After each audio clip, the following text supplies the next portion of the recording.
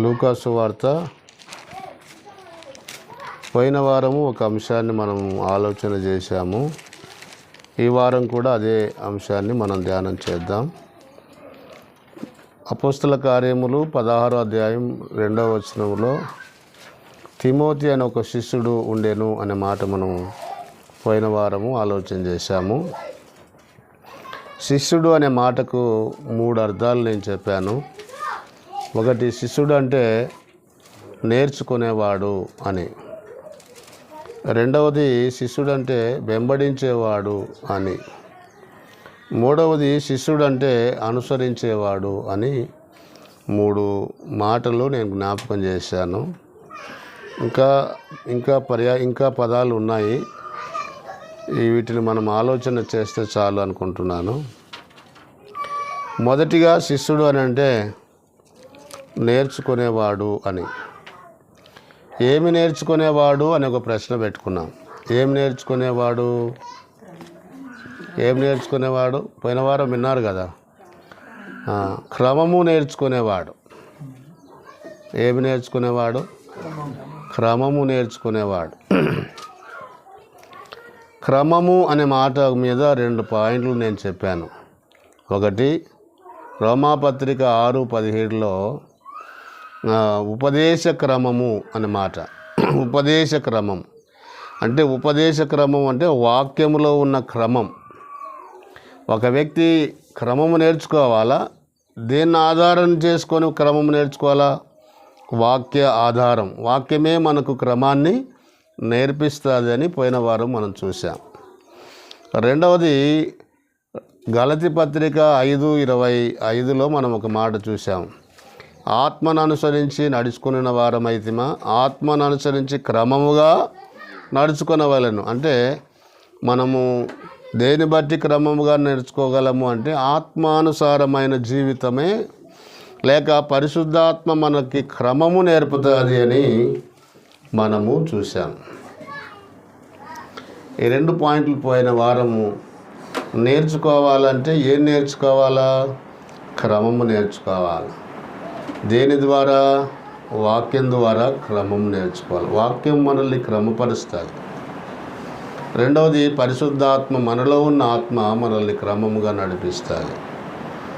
ఈ విషయాలు ఇంకా లోతుకు వెళితే మనం చెప్పుకోవడం కష్టం కాదు. అయితే క్రమము నేర్చుకోవడానికి క్రమశిక్షణ కూడా అవసరమని చెప్పాను. ప్రతి దాంట్లో శిక్షణ లేకుండా క్రమము రాదు. గురువు మనల్ని శిక్షించడం ద్వారా మనం క్రమం నేర్చుకుంటాం. ఎలా శిక్షిస్తాడు అని అంటే, ఇది చేయకూడదు, అక్కడికి వెళ్ళకూడదు, ఇలా ఉండకూడదు అని క్రమము గురువు నేర్పుతాడు. అలా వెళ్ళినప్పుడు, అలా చేయనప్పుడు శిక్షిస్తాడు. శిక్షా దండన ద్వారా మనం క్రమం నేర్చుకుంటాం అనేది 3వది కూడా చూపాను నేను. కాబట్టి యోబు కూడా శిక్షించబడినాడు, క్రమంలోనికి వచ్చాడు. శోధించబడినాడు, సువర్ణమైనాడు యోబు కూడా. అంటే అనేక పరిస్థితులు మనకు వస్తాయి.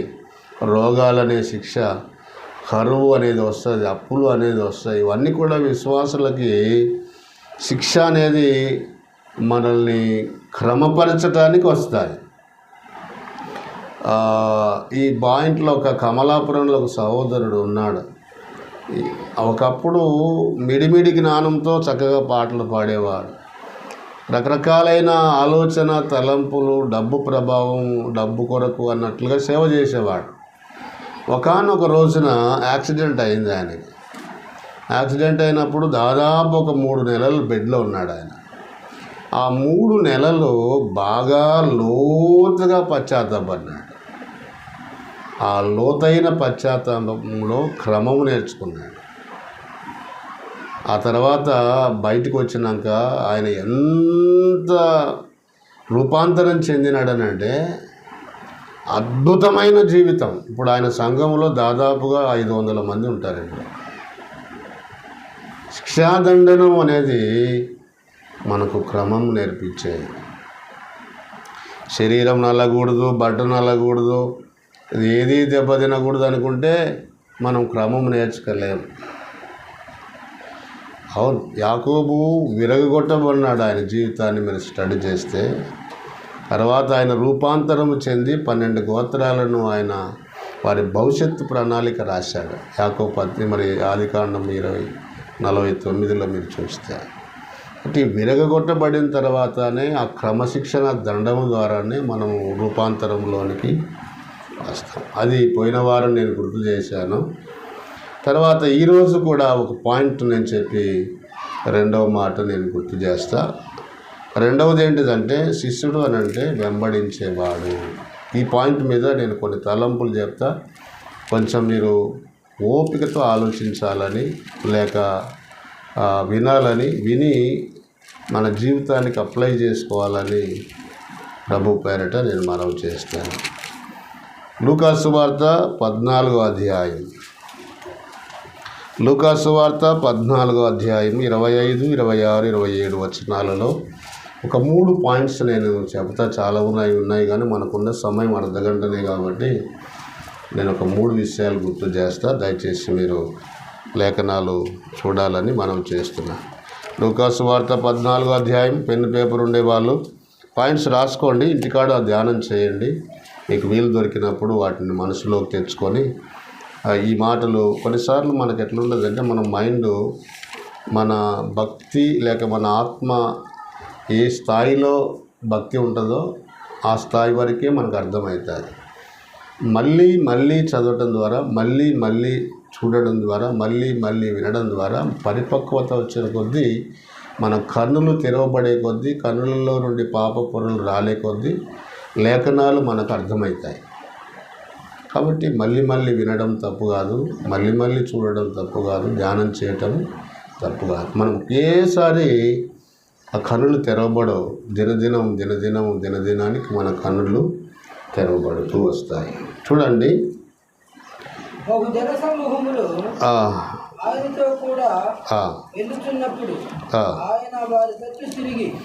ఆయన వారి తట్టు తిరిగి నా ఎద్దుకు వచ్చి తన తండ్రిని, తల్లిని, భార్యను, పిల్లలను, అన్నదమ్ములను, చెల్లెండును, తన ప్రాణమును సహా ద్వేషింపకుంటే వాడు నా శిష్యుడు కానేరుడు.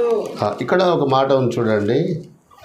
26వ వచనంలో ఎవడైనను నా యుద్ధకు వచ్చి తన తండ్రిని, తల్లిని, భార్యను, పిల్లలను, అన్నదమ్ములను, అక్కచెల్లెళ్ళను, తన ప్రాణము సహా ద్వేషింపకుంటే వాడు నా శిష్యుడు కానేరడు అన్నాడు. తర్వాత ఇంకో మాట కూడా అన్నాడు. ఏమన్నాడంటే, మరియు ఎవడైనా తన శిలువను మోసుకొని తను వెంబడింపని వాడు నా శిష్యుడుగా కాగోరేవానికి కొన్ని క్వాలిటీస్ ఉండాలా అనేటి భావన ఇందులో చెప్పాడు. నేను వివరంగా చెప్తా, సమయం కొంచెం ఆలోచన చేయండి. ఇక్కడ 15వ వచనంలో ఒక మంచి మాట చెప్పినాడు. ఏంటిదంటే, బహుజన సమూహములు ఆయనతో కూడా వెలుచున్నప్పుడు ఆయన వారి తట్టు తిరిగి. ఈ పాయింట్ మనం ఒకసారి ఆలోచన చేస్తే, ఆ రోజుల్లో యేసు ప్రభువును వెంబడించడానికి తండోపతండాలుగా ఆయనను వెంబడిస్తున్న కాలం అది. స్వస్థతల కొరకు, ఆశీర్వాదాల కొరకు, బోధ కొరకు, వాక్యం కొరకు, అనేక రకాలైన అవసరాలు అక్కర్లు తీర్చుకునేట కొరకు ఆయనను వెంబడిస్తున్నటువంటి సన్నివేశం అది. అలా ఆ గుంపులుగా వచ్చేటప్పుడు ఆయన ఒక ప్రణాళిక ఆయన మనసులో ఉంది.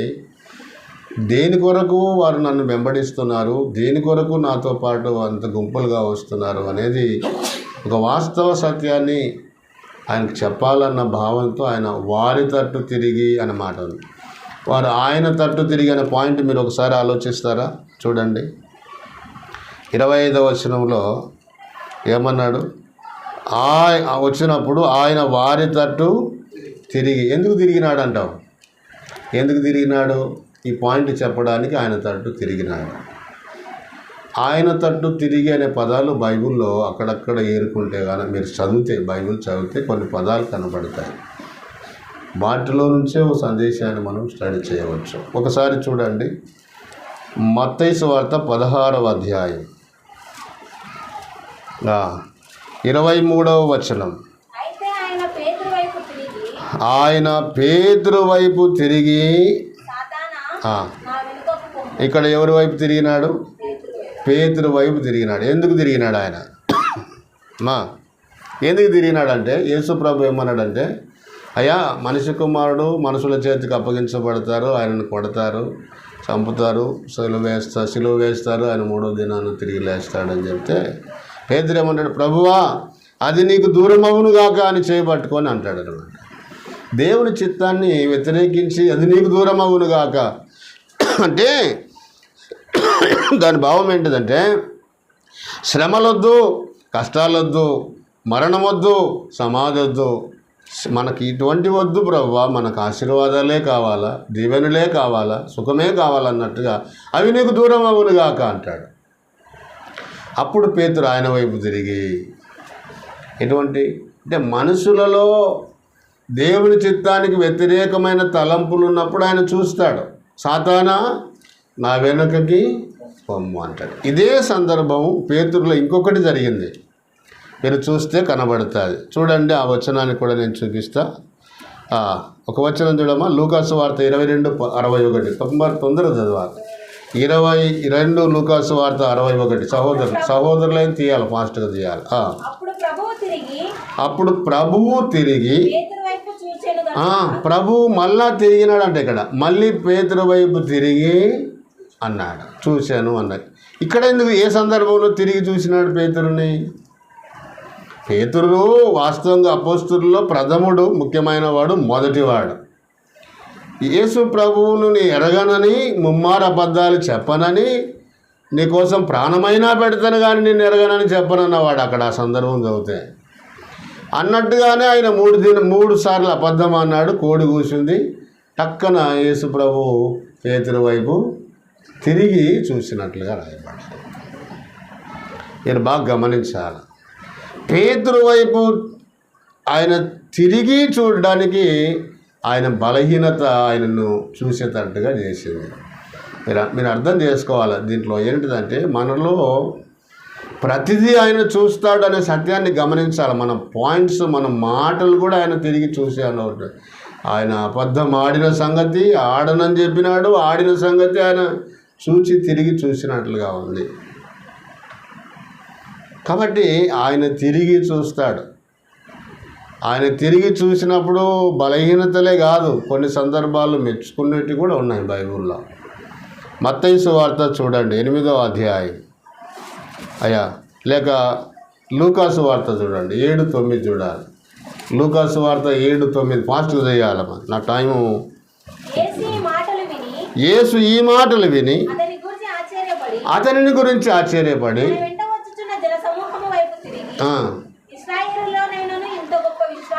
జనసమూహముల వైపు ఆయన తిరిగి అనే పాయింట్ చూడండి. జనసమూహముల వైపు తిరిగి, ఇశ్రాయేలీలోనైనా ఇంత విశ్వాసం ఉన్నట్టు నేను చూడలేదు అన్నాడు. ఎవరి గురించి, ఎవరితో మాట్లాడుతున్నాడు ఇక్కడ? యేసు ప్రభు ఎవరిని చూసి ఎవరితో మాట్లాడుతున్నాడు అంటే, ఇక్కడ శతాధిపతిని ఆయన మాటలు విన్నాడు. ఏమన్నాడు? నీవు నా ఇంటిలోనికి వచ్చుటకు నేను పాత్రుడని కాదు, నువ్వు మాట మాత్రము సెలవిస్తే చాలు ప్రభువా అని అన్నప్పుడు ఇశ్రాయేలీల వైపు తిరిగి, ఇశ్రాయేలీల్లోనైనా ఇంత విశ్వాసం ఉన్నట్టు, అంటే శతాధిపతిలో ఉన్నంత విశ్వాసం ఉన్నట్టు నేను ఎక్కడ చూడలేదు అని అన్నాడు. అంటే ఇక్కడ శతాధిపతి విశ్వాసాన్ని మెచ్చుకుంటున్నాడు, అది గమనించాలి.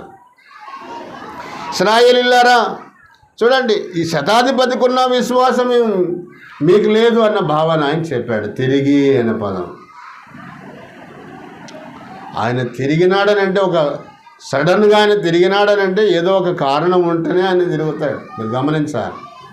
నీలో మేలు ఉంటే, మెప్పు ఉంటే తిరుగుతాడు ఆయన వైపు, మెచ్చుకుంటాడు ఆయన. బలహీనత ఉంటే కూడా తిరుగుతాడు ఆయన వైపు, చూస్తాడు. నీ బలహీనతను ఆయన గుర్తుపడతాడు. పాయింట్ ఇంకొకటి రాసుకుంటారా? చూపిస్తా. లూకాసు వార్త 7వ అధ్యాయంలోనే చూడండి ఒక మాట కూడా, 7:44. అమ్మా వాచ్. ఆ స్త్రీ వైపు తిరిగి షిమోనుతో ఇట్లా, నేను ఈ స్త్రీని చాలేమ్మ వివరణలోకి వెళ్ళకూడదు. ఈ స్త్రీ ఎవరు తెలుసా? పాపాత్మురాలైన స్త్రీ. ఈ సీమోను ఇంటికి భోజనానికి పిలుస్తున్నాడు యేసుప్రభుని.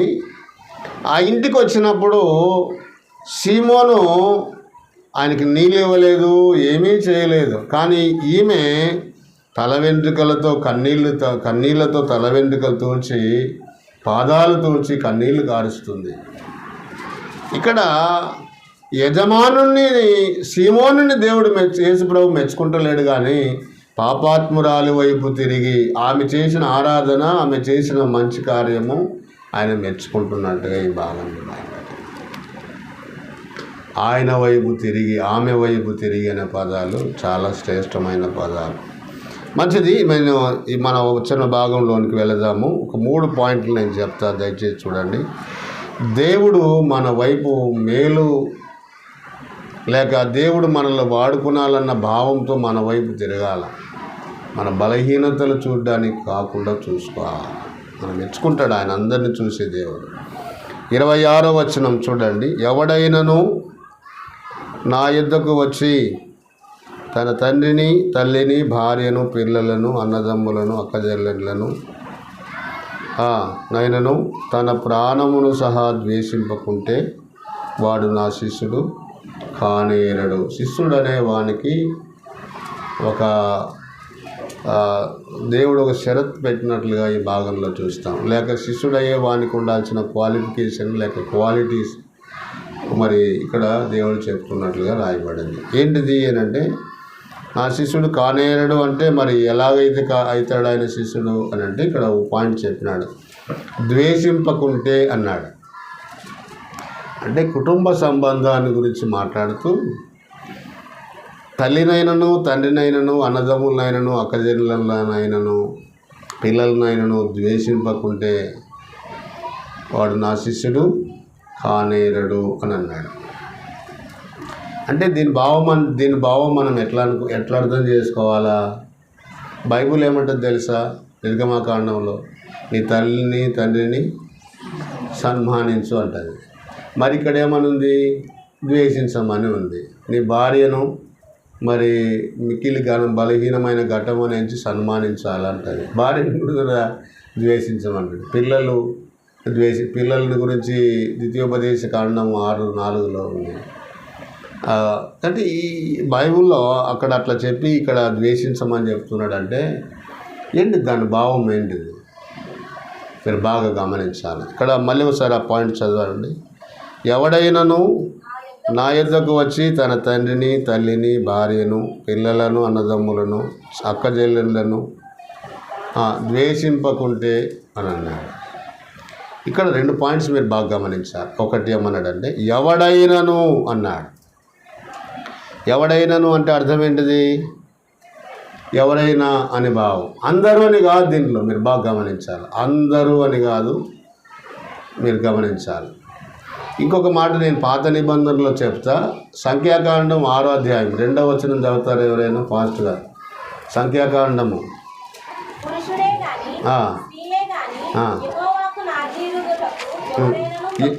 ఇక్కడ చూడండి. యెహోవాకు నాజీరగుటకు ఎవడైనను మొక్కుకొని అంటే నాజీర్ అంటే అర్థం ఏంటిది? ప్రత్యేకించుకొనుట. ప్రత్యేకించబడుట అంటే అర్థం ఏంటిది? పరిశుద్ధపరచబడుట అని. అంటే ఎవరైనను, ఈ మాట గమనించాలి. ఎవడైనను నాజీరగుటకు అంటే ప్రత్యేకంగా జీవించటానికి, ప్రత్యేకంగా లేక ప్రత్యేకంగా అనే పదానికి అర్థం ఏంటిదంటే పరిశుద్ధంగా ఉండడానికి అనే భావం. ఇక్కడ కూడా ఏమాడబడిందంటే పదము ఎవడైనను అనే పదము ఉపయోగించబడింది. ఎవడైనను తర్వాత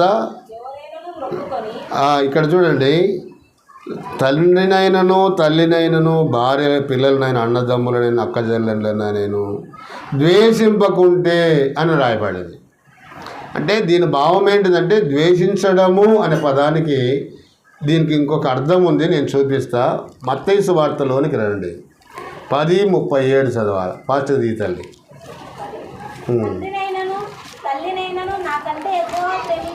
అది ఇక్కడ రాయబడిన మాట చూడండి. తండ్రినైనను, తల్లినైనను నాకంటే ఎక్కువగా ప్రేమింపనివాడు. ఇక్కడ మీరు బాగా గమనించండి. అంటే ద్వేషించమంటే అని అర్థం, దాని అర్థం ఏంటిదంటే నాకంటే అనే భావం మీరు గమనించాలి. అంటే దీన్ని ఎట్లా మనం అర్థం చేసుకోవాలంటే ఇక్కడ యేసు ప్రభువుని పెట్టాలా, ఇక్కడ దేవుని పెట్టాలా, ఇక్కడ భార్యని పెట్టాలా, తల్లిదండ్రులను పెట్టాలా, పిల్లలను పెట్టాలా.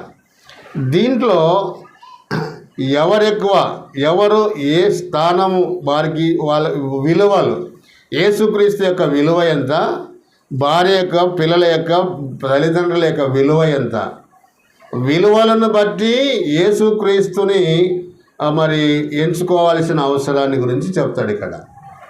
ఇప్పుడు దేవుని యొక్క విలువ గొప్పదా, భార్య పిల్లల యొక్క విలువ గొప్పదా? మనము ఒక పాట పాడతాం, భార్య భర్తల యందు అని ప్రేమల గురించి పాడతాం. అన్నదమ్ముల ప్రేమ కంటే, భార్య పిల్లల ప్రేమ కంటే నీ ప్రేమ గొప్పది అని మనం గమనిస్తాం.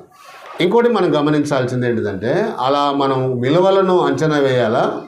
రెండవది, మన ప్రేమ రక్త సంబంధమైన ప్రేమ, కానీ దేవుని ప్రేమ ఆత్మ సంబంధమైన ప్రేమ. ఆ విలువలను మనం అంచనా వేయాలా.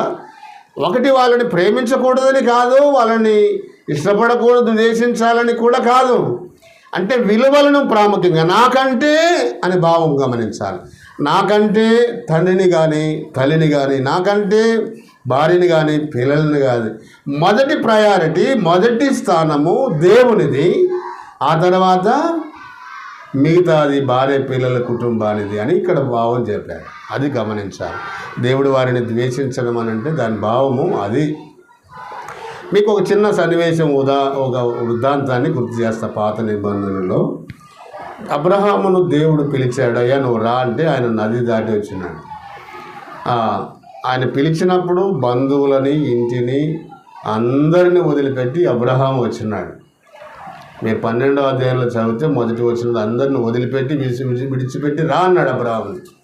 ఆయన విడిచిపెట్టి వచ్చినాడు.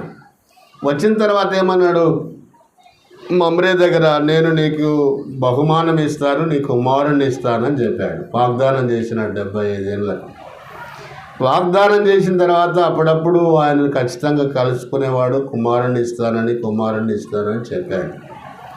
అన్నట్టుగానే దేవుడు 100 సంవత్సరాలకి కొడుకుని ఇచ్చినాడు. ఎవరైనా ఇస్సాకునిచ్చాడు. 22వ అధ్యాయంలో నీవు ప్రేమించే ఇస్సాకును అన్నాడు. అంటే ఆయన ఆస్తిపరుడు, గొప్పవాడు అబ్రహాము.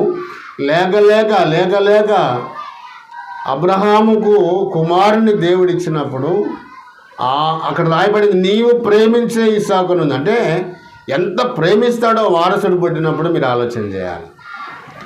అంతకుముందు అబ్రహాము దేవుడు అనే భావన కలిగి ఉన్న వ్యక్తి కుమారుని పుట్టేలోపుగా దేవుణ్ణి పక్కన పెట్టి కుమారుని ప్రేమించడం ప్రారంభించినాడు. మీరు బాగా గమనించాలి. తర్వాత దేవుడు ఆ హృదయంలో ప్రభువు లేకపోవడం చూసి కుమారుని అమితంగా ప్రేమించడం చూసి అబ్రహామా అన్నాడు, అయ్యా అన్నాడు, నీవు నీ కుమారుణ్ణి తీసుకొచ్చి మోరియా పర్వతం మీద నాకు దహన బలి అర్పించు అన్నాడు.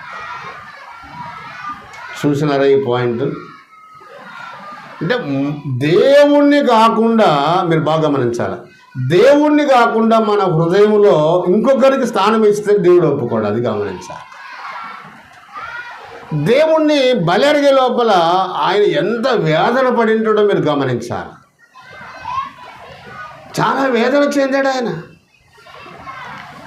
తర్వాత ఆయన అన్ని సిద్ధపరిచి బలి కొరకు కత్తి చేతబట్టి ఎత్తి కొట్టేటప్పుడే నరికేటప్పుడు అబ్రహామా ఆగు అని అన్నాడు. ఇదిగో అక్కడ ఉంది గొర్రెపిల్ల బలికి, దాన్ని తీసుకొచ్చి మీరు ఎబ్రీ పత్రికలో ఆయన దహన బలి అర్పించానని ఉంది. ఎక్కడ అర్పించినాడు? ఆయన అంతరంగంలో సిద్ధపాటైనాడు కుమారుని నరకడానికి, బలి అర్పించడానికి. అది ఆయనకు అంగీకారమైంది. ప్రత్యక్షంగా నరకడం కాదు, హృదయంలో సిద్ధపడినాడు కుమారుని బలివ్వడానికి. అదేనమాట. అంటే దేవుని కొరకు ఆయన త్యాగం చేయటం అనేది దేవుడు చూసి బలి అర్పించినాడు అన్నాడు. ఇక్కడ మీరు గమనించాల్సింది ఏంటంటే అబ్రహామును పరిశోధించాను అని రాయబడింది ఎబ్రీ పత్రిక 11వ అధ్యాయంలో.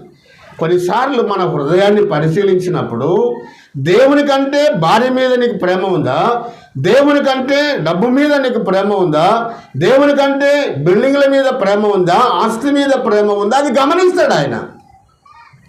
అది చాలా ప్రాముఖ్యమైన. దేనికి మనం విలువ ఇస్తున్నాం, దేనికి మనం మొదటి స్థానం ప్రయారిటీ ఇస్తున్నాం అనేది ఆయన గమనిస్తాడు. అవును ప్రియులారా, అది మనం గమనించాలి, మనం మనసులో పెట్టుకోవాలి. మనము ఆయన శిష్యులము కావాలి అని అంటే ఎలాగ ఆయన శిష్యులం అవుతామనంటే మనం అందరికంటే ప్రభువుని ఎక్కువగా ప్రేమించటము, అది గమనించాలి. ద్వేషించటం అంటే ప్రభువుకు మొదటి ప్రాధాన్యత ఇచ్చి వారిని సెకండ్ ప్రయారిటీ ఇవ్వటమే ద్వేషించటం అనే భావం మనం గమనించాలి. అట్లయితే ఒక ప్రశ్న వేసుకోవాలి, నీ హృదయంలో నిజంగా ప్రభువుకే స్థానం ఉందా? అట్లయితే నువ్వు ఆయన శిష్యుడు. బైబిల్లో రెండు ఆలోచనలు చెప్తా. క్రైస్తవుడు అనే పదం ముందు వచ్చిందా, శిష్యుడు అనే పదం ముందు వచ్చిందా? అయ్యా చెప్పాలని, క్రైస్తవుడు అనే పదం ముందు వచ్చలేదు. ఎందుకనంటే యేసు ప్రభువును వెంబడిస్తూ, యేసు ప్రభువును అనుసరిస్తూ, యేసు ప్రభు కొరకు బ్రతుకుతూ ఉన్నప్పుడు అంతియోకయలో ఉన్న వారందరూ వీళ్ళు క్రైస్తవులు అని చెప్పినారు. అంటే శిష్యులుగా వాళ్ళు దేవుని అనుసరిస్తూ వెంబడిస్తూ ప్రభు కొరకు జీవిస్తున్నప్పుడు క్రైస్తవులు అనే పేరు వచ్చింది. మీరు అర్థం చేసుకోవాలి. అగ్రిపరాజు కూడా ఇంత తొందరగా నన్ను క్రైస్తవుని చేస్తావా అని అంటాడు. అంటే ఈ పదము క్రైస్తవుడు అనే పదము వాళ్ళు పెట్టుకున్నది కాదు, బయట వాళ్ళు పెట్టిన పదం అది. క్రైస్తవుడు అనే పదం శిష్యులుగా, నేను వాస్తవంగా నా గురించి నేను పోయిన వారం చెప్పిన, ఎల్దుర్తిలో ఉన్నప్పుడు నేను ప్రభువుని నమ్ముకున్న తర్వాత, మారు మనసు పొందిన తర్వాత ఒక ప్రత్యేకమైన జీవితాన్ని జీవిస్తూ సువార్తను ప్రకటిస్తూ ఉన్నప్పుడు నన్ను సేవకునిగా గుర్తించినారు. ఈయన సువార్థికుడు, పాస్టర్ అని.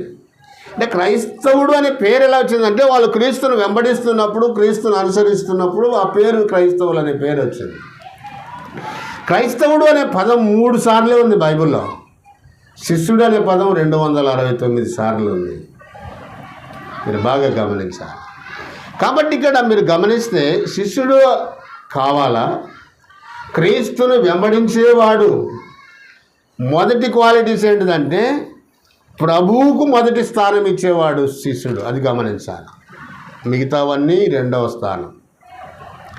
అట్లయితే ఆరాధనకు మనం ఏ టైంలో వస్తున్నాం, మొదటి స్థానం ఇస్తున్నామా?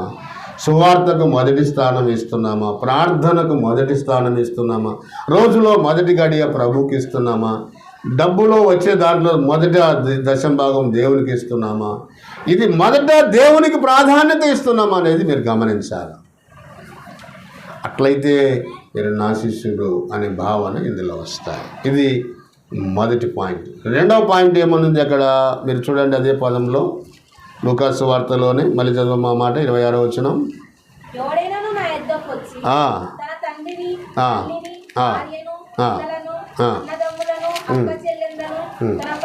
ఇక్కడ 2వ పాయింట్ ఏంటిదంటే తన ప్రాణమును సహా ద్వేషింపకుంటే, ఇది 2వ పాయింట్.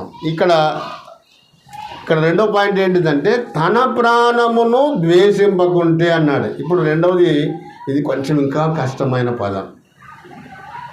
ఇది చాలా కష్టం. అంటే ప్రాణమును సహా ద్వేషించడం అంటే మన అహం దెబ్బతినిందంటే మనం దేనికైనా తెగిస్తాం. మీరు బాగా గమనించాలి. అంటే మనలను మనము ద్వేషించుకోవటం ఇది సాధ్యమయ్యే పనేనా?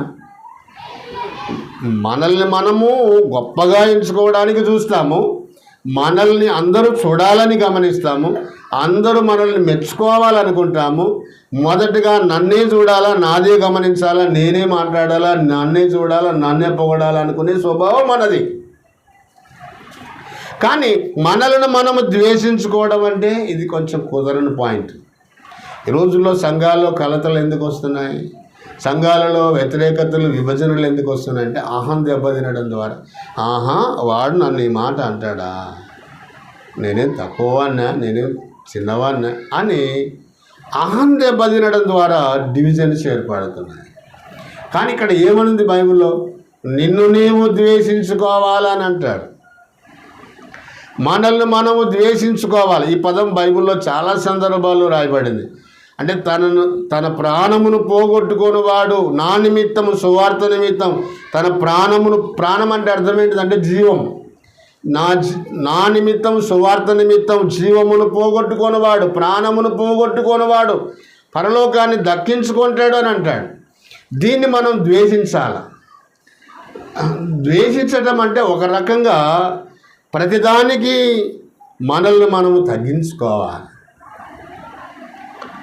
ఒకసారి యోబు గ్రంథం మీరు 42వ అధ్యాయంలో చూస్తే ఆయన తనను తాను దుమ్ముగా, ధూళిగా, బూడిదగా పోల్చుకున్నాడు. నేను నరుడను కాదు అని అన్నాడు దావీదు.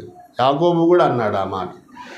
అబ్రహాము కూడా లోతు కొరకు జ్ఞాపం చేసినప్పుడు ఆ మాట్లాడు, ధూళిని దుమ్ము అయిన నేను మరొకసారి నీ దగ్గరికి వస్తున్నానయ్యా అంటాడు. అంటే ఎవరైతే మనల్ని మనం ఈ సెల్ఫ్ అనేది, ఈ అహం అనేది పోగొట్టుకుంటారో, విరిగిపడి నలగొట్టబడుకుంటారో వారు ఆయన శిష్యులు. మీరు బాగా గమనించాలా. బైబిల్ దీని మీద చాలా చెప్పగలను. పౌలు అంటాడు, ఇతరులకు ప్రకటించిన తర్వాత నేను భ్రష్టుడనైతేనేమో అనుకొని నన్ను నేను నలగొట్టుకొనుచున్నాను అని అంటాడు. అంటే మన శరీరం అనేది చాలా భయంకరమైనది. మీరు బాగా గమనించాలి. 100కి 200 పాలు చెప్పగలను, నా అనుభవంలో కూడా చెప్పగలను. ఇప్పటికీ ఎన్నో ఆత్మలు, ఎన్నో సంఘాలు కట్టాల్సిన అవసరం నా వయసును బట్టి చూస్తాయి. కానీ శరీర బలహీనతలు, సోమరితనం, బద్ధకం, నిర్లక్ష్యం ఇవన్నీ మనిషిని పట్టి పీడించి వెనక్కి లాగేస్తాయి. చేయాలనుకున్నది చేయలేము, పాడాలనుకున్నది పాడలేము. బైబిల్లో ఒక మాట చదువుతారా మీరు? ఆ మాట రోమాపత్రిక 7:14 ఒక మాట ఉంటుంది. 18 చదివిన ఇంకా బాగుంటుంది. ఫాస్ట్గా తీయాలమ్మా ఎవరైనా.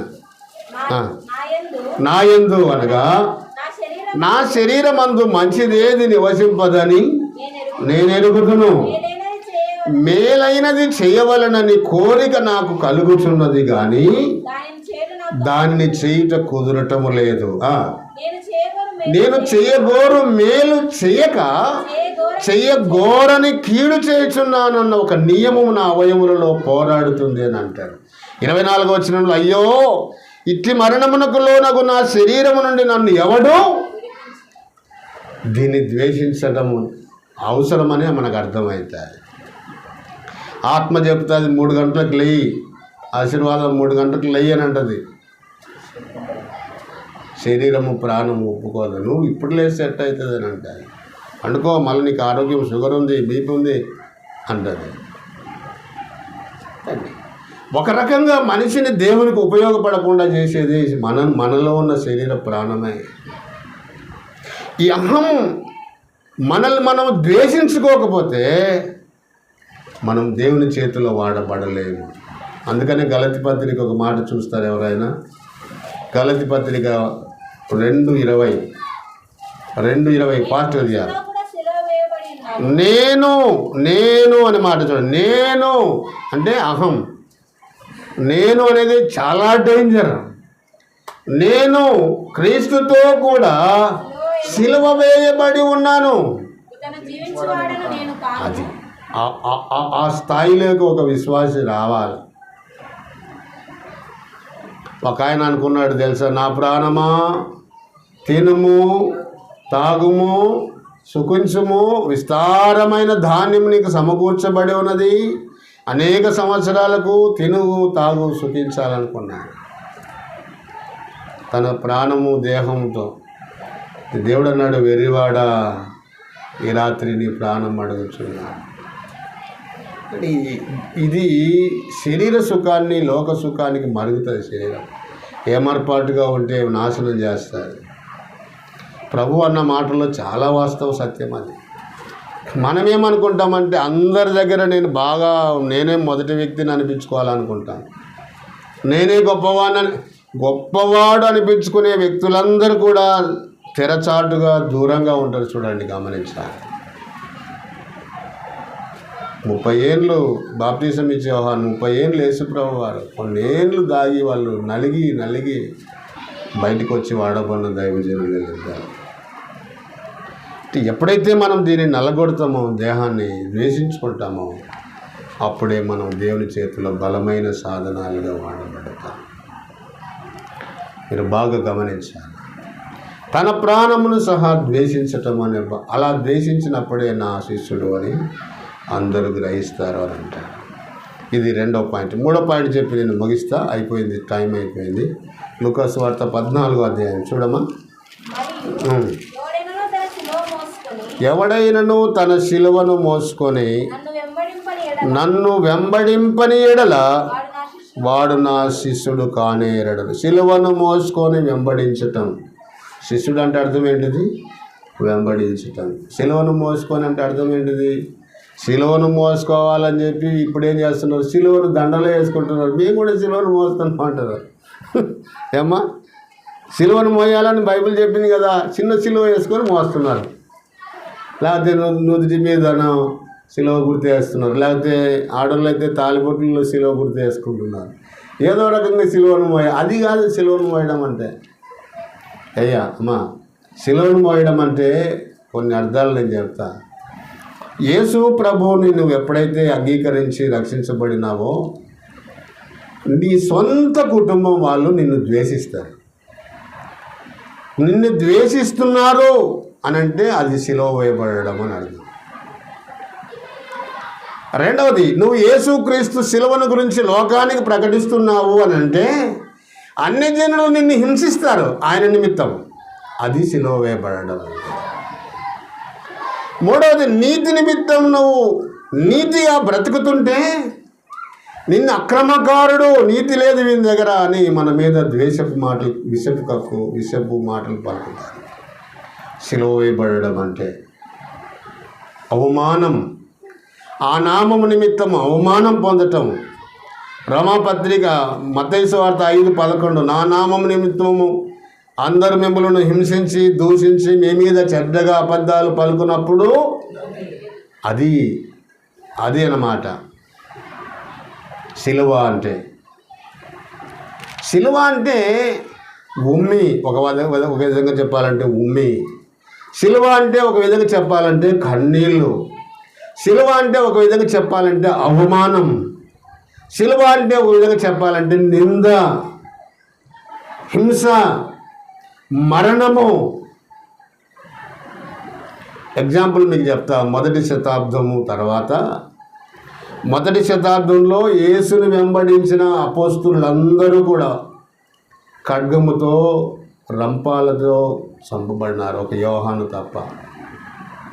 అందరూ హింస పొంది మరి చంపబడినటువంటి వాళ్ళే. అది మొదటి శతాబ్దం. ఆ తర్వాత 3వ శతాబ్దం నుంచి మిషనరీలు బయటకు వచ్చినారు. రోమా ప్రభుత్వ కాలంలో క్రైస్తవులని రోమ్ చక్రవర్తి ఎలా హింసించినాడో మీరు చరిత్ర చదవాలా. ఆ రోజుల్లో ఏదైనా ఒక రోమా గవర్నర్ కానీ చక్రవర్తి కానీ ఏదైనా ఫంక్షన్ విందు చేయాలంటే ఎవరైనా క్రైస్తవుడైన వాడు, యేసును వెంబడించేవాడు తెలిస్తే వాడిని స్తంభాల కట్టి వాడిని కిరోసిన్ పోసి అంటించి ఆ వెలుగులో విందు చేసుకునేటువంటి వారని ఆ రోజుల్లో చరిత్రలు రాయబడి. అంటే ఈ రోజుల్లో మనకు బైబిల్ దొరికి ఈ రోజుల్లో మనం స్వేచ్ఛగా ఆరాధిస్తున్నామంటే ఆ రోజుల్లో వాళ్ళు క్రీస్తును వెంబడించినందువలన ఎన్ని హింసలు, ఎన్ని బాధలు, మరణము, వేదన అనుభవించారు. సిలువ అంటే అది ప్రియులారా. ఒక రకంగా చెప్పాలంటే ఎవడైనా నీ మీద చెడ్డగా చెప్తున్నట్టే నువ్వు సిలువను మోస్తున్నావు అని అర్థం. ఎవరైనా నీ మీద చెడ్డగా చెప్పి అబద్ధాలు, ఒకవేళ పొరపాటున నిన్ను హింసించినా, నిన్ను కొట్టినా ఆయన నామం నిమిత్తం నువ్వు సిలువను మోస్తున్నట్టే దాని అర్థం. సేవకు పోతే నిన్ను ఒకవేళ తిట్టవచ్చు, కొట్టవచ్చు, అవమానపరచవచ్చు. మల్దకళ్ళ మండలం మేము సువార్తకు పోయినప్పుడు ఆర్ఎస్ఎస్ వాళ్ళు రాళ్ళు తీసుకొని 2 జీప్ అద్దాలు పలగొట్టినారు. ఉమ్మాయిపల్లె అక్కడ, అంటే ఉమ్మాయిపల్లె కాదు, దాని పేరేం పేరు ఉంది గుర్తులేదు. ఆ గ్రామంలో దాడి జరిగింది. ఎల్కూరులో వచ్చి, సార్ మేము కేసు పెడతాము, వాళ్ళు మళ్ళీ రికవరీ చేస్తాం డబ్బులు అది ఇదని అంటే, లేదు ప్రభు వాళ్ళని క్షమించినాడు, మనం కూడా క్షమించినాం వద్దు అని చెప్పి అంటే ఇటువంటి దాడులు అన్నీ ప్రభు కొరకు మనం అనుభవించటమే సిలువను భరించటం. ఒకవేళ ప్రభువుని నమ్ముకున్నావు, కరువు అనుభవిస్తున్నావా? పక్క వాళ్ళతో, నీ బంధువులతో నిందలు పడుతున్నావా? ఇరుగు పొరుగు వారితో శ్రమలు అనుభవిస్తున్నావా? ఇవన్నీ సిలువను గుర్తు. సిలువను మోయటం అంటే అది ప్రియుల. ఒక పాయింట్ చదివి నేను ముగిస్తా, అయిపోయింది టైము. గలతీ పత్రిక చూడండి, చాలా వచనాలు ఉన్నాయి కానీ పాయింట్ చెప్పి ముగిస్తా, టైం అయింది. గలతీ పత్రిక 4వ అధ్యాయం. అయ్యా ఒక్క పాయింట్ చదివితే సార్, 14వ వచనం. అప్పుడు నా శరీరములో మీకు శోధనగా ఉండిన దానిని బట్టి నన్ను మీరు తృణీకరింపలేదు, నిరాకరింపనై 6వ అధ్యాయమా 6:14. అయితే మన ప్రభువైన యేసుక్రీస్తు సిలువయందు తప్ప మరి దేని యందును అతిశయించుట నాకు దూరం అవును గాక, దాని వలన నాకు లోకమును. ఈ పాయింట్ మీరు పట్టుకోండి. సిలువ యందు అతిశయించుట నాకు దూరము ఏమన్నాడు ఫస్ట్? సిలువ యందు తప్ప మరి దేని యందు అతిశయించుట నాకు దూరం అవునుగా, అంటే సిలువలోనే నేను ఆనందపడతానని దాని భావం. ఇప్పుడు ఏమన్నాడు కింద చదవండి. దాని వలన నాకు లోకమునకు నేను. దీని మీద ఒక ప్రసంగం ఉంది, చాలా శ్రేష్టమైన సంగతులు ఉన్నాయి. ఏమని ఉందంటే ఇక్కడ ఒక పాయింట్ నేను అవుట్లైన్ చెప్తా చూడండి. సిలువ వలన నాకు లోకము సిలువ వేసింది, నేను లోకమును సిలువ వేశానని. ఇక్కడ పాయింట్ అర్థం అదే ఉంది చూడండి. దాని వలన నాకు లోకమును అన్నాడు, అంటే లోకము ఆయనకు సిలువ వేసింది, నేను లోకమునకు సిలువ వేశాను. ఎట్లా దీన్ని కంపేర్ చేస్తారు మీరు? ఎట్లా దీన్ని అన్వయిస్తారు? అంటే నేను ప్రభు కొరకు జీవిస్తుంటే లోకము నన్ను సిలువ వేస్తుంది. అవమానాలు, హింసలు, బాధ, నింద, హేళన, దెబ్బలు, ఇవన్నీ లోకము నాకు సిలువ వేస్తుంది. నేను సిలువను మోస్తున్నానని దాని అర్థం. నేను లోకమునకు సిలువ వేస్తున్నాను అన్నాడు ఇక్కడ. లోకమునకు నేను సిలువ వేస్తున్నాను అన్నాడు అంటే అర్థం ఏంటిది? లోకం ఆకర్షిస్తుంది. లోకంకున్న నైజం ఏంటిదంటే ఆకర్షణ. రా, తాగు, తిను, వ్యభిచారం చేయి, తిరుగు అని లోకం ఆకర్షిస్తే పౌలు అంటాడు, నేను నిన్ను సిలువ వేస్తున్నా నో అని అంటాడు. నువ్వు గొప్పవాడవు, నువ్వు సింహాసనం మీద ఉండు, అందరికంటే నువ్వు గొప్పవాడవు అని నిన్ను ప్రేరేపిస్తుంది శరీరం. నువ్వేం తక్కువనా, నీకేం పాటలు రావా, నీకేం వాక్యం రాదా, అందరికంటే నువ్వు మొదటి స్థానంలో అని ప్రేరేపిస్తుంది శరీరము. లేదు నేను తక్కువ వాడను. బాప్తీసం అన్నాడు ఆయన ఎచ్చవలసింది, యోహాన్ అన్నాడు నేను తగ్గవలసింది. శరీరము ఉప్పొంగ చేస్తుంది. శరీరం నైజం ఏంటిదంటే ఉప్పొంగ చేస్తుంది. నీకేం తక్కువ? డబ్బు లేదా, అందం లేదా, పాట లేదా, వాక్యం లేదా? నో, నేను శరీరాన్ని కూడా సిలువ వేస్తున్నాను అంటాడు. అర్థమైందా? నేను లోకమునకు సిలువ వేస్తా అంటే ఏది మనల్ని ప్రేరేపిస్తుందో అపవాది అది గమనించి సిలువ వేయటం అంతే. సిలువను మోయటం అంటే దాని భావం అదే ప్రియుల.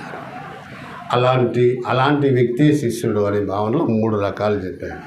ఒకటి సంబంధం, కుటుంబ సంబంధం, ప్రభువుదే పై చేయి ఉండాలా. 2 మనల్ని మనం ద్వేషించుకోవాలా. 3 మనము సిలువను మోయాల. ఫైనల్ పాయింట్ నేను ఒక మాట చెప్తా, మీరు గుర్తించండి. సిలువలో ఉన్నవాడు 3 చేయలేడు. ఇది మీరు మనసులో పెట్టాలా, బలంగా నాటుకోవాలా ఈ పాయింట్. సిలువలో ఉన్నవాడు 3 చేయలేడు. వెనుకకు చూడలేడు. సిలువలో ఉన్నవాడు వెనుకకు చూడలేడు. సిలువలో ఉన్నవాడు కిందికి దిగలేడు. సిలువలో ఉన్నవాడు కిందికి దిగలేడు. సిలువ మీద ఉన్నవానికి ఎలాంటి ప్రణాళికలు ఉండవు. సిలువ మీద ఉన్నవానికి ఎలాంటి ప్రణాళికలు ఉండవు. వాడు గురి ముందుకే ఉండాలి.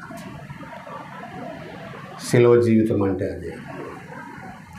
ఒక వ్యక్తి యేసు ప్రభువును వెంబడిస్తున్నాడంటే సిలువ జీవితం అనుభవించాలి.